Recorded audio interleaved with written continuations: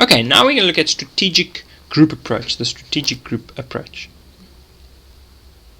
Okay, competition is seen in the context of an industry usually, like in the oil industry, or in the pharmaceutical industry, or in the beverage industry. Okay, those are all industries, and in an industry there'll be multiple competitors.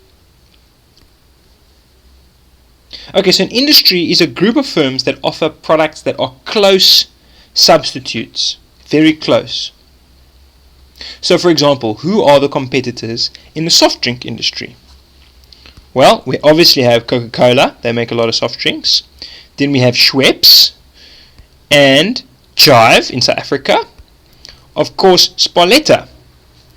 And lastly, the PepsiCo company. Now, they all make different products, right? Different soft drinks, but they're all big players in the soft drink industry, and so they're all competitors. All firms in an industry are usually fairly the same. They're what we call homogeneous. Homo meaning the same.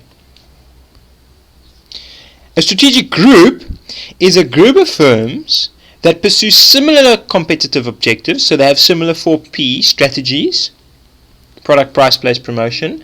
They have similar characteristics. They are similar in size. They have similar aggressive tendencies. In other words, they will attack in similar ways. And they have similar assets and competencies, like they might have similar global distribution strategies, or they might have similar factories, factory sizes, and things like that. Like in the soft drink industry, it may be companies with similar bottling plants around the world. Now, here's a perfect example in the clothing industry in South Africa. There are 3 strategic groups. These are groups where all the competitors within those groups are very similar. Okay.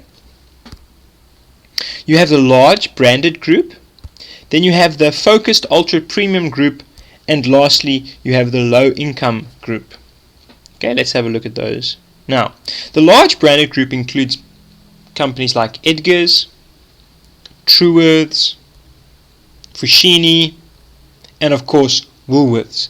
They offer clothing on a large scale, okay, and they offer branded clothing, okay. In the focused ultra premium group, we have companies like Jenny Button, Cotton On, Country Road, and Urban, and they all offer, more niche, very premium, very focused, designer type clothing, which is usually more expensive than your large branded clothing. And then for low income, we have places like Mr. Price, Pep, and of course Ackermans. Now in each of these 3, they are really competing with each other directly. Woolworths is not really competing with Mr. Price, and Urban is not really competing with Foschini. Urban is competing with Cotton On, Country Road, Jenny Button, who offer similar price range and similar styled clothing. And in the low income bracket, Pep is not really competing with Woolworths. It's a completely different price range. So they are competing with Ackermans and Mr. Price. Okay. Okay, so other firms from other groups can't actually just jump into a different strategic group. It doesn't work like that. You can't just shift from, one strategic group to the next. Because each strategic group is protected by what we call entry barriers. Okay? So for example, boutique stores that sell very high quality, high designed clothing have very high brand images, they have high quality products and manufacturing expertise, and they have a very loyal local customer base. So Pep stores, for example, can't just start competing with Jenny Button.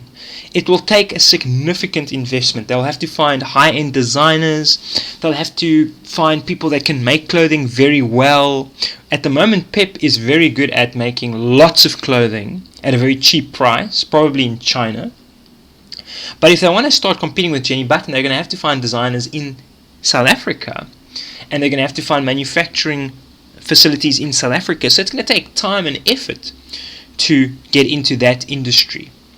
The same with Jenny Button. If Jenny Button wants to get into the low-cost clothing market, they're going to have to find factories, probably somewhere outside of South Africa, that can make clothing for very cheap, right? So it's not that simple. It's protected by entry barriers. Okay, when entering a new market, it's important to ask the following question. What is our strategic group? And reducing the set of potential competitors to a strategic group makes a competitor analysis easier. If you can find out what your strategic group is, then you can start to ask, okay, who are our competitors in this strategic group? Otherwise, your competitors are too wide. There's too many that you have to look at. So it makes the analysis easier. And it's very helpful when deciding which industry to enter. It can help you to narrow the options, right?